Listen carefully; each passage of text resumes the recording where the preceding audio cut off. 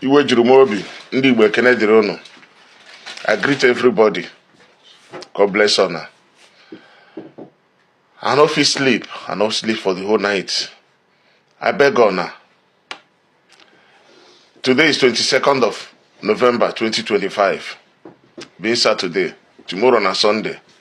I dey beg honor every Igbo person on Monday, being 24th of November. Sit at home starts again. Sit at home will start on Monday. If you are an Igbo person living in Nigeria all over the world, on Monday, start sit at home. Yesterday now, they have taken our leader. They don't carry our leader, go Sokoto. I said it before they even, the news come out that they carry him go Sokoto. I beg God now, this is the time have come. The time have come. Mpaklaga mozo, munozo gala.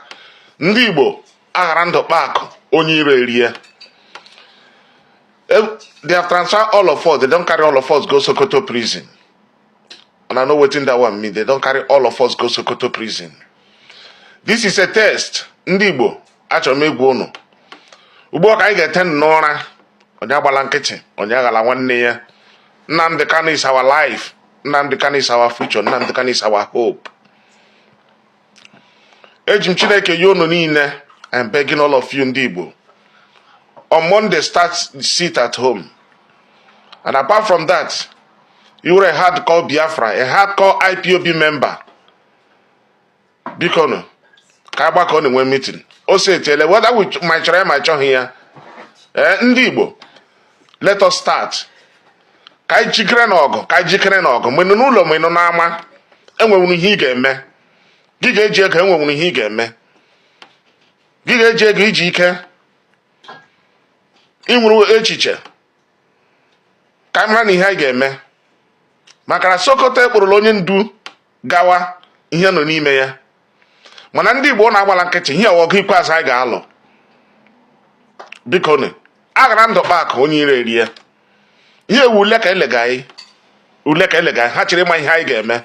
Mana anyị gbaa nkịtị, o nwere ka ọ ga-adị.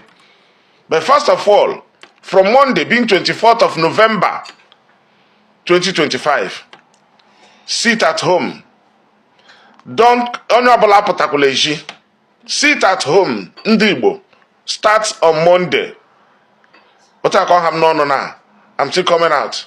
You got that? Honorable Woni Igbo. Gila one nigga bubble on. Ubo walk and when you question the meeting. You have like a me ubo. Makaroba Jole Doro. I need a brula in a Sokoto prison. Atọ la in a prison. Mana Chineke kere eluigwe ka elu ụwa Chukwu okike abịa ma. Aga ekwe ka emere Biafra. All hail Biafra. All hail Biafra. All hail Biafra.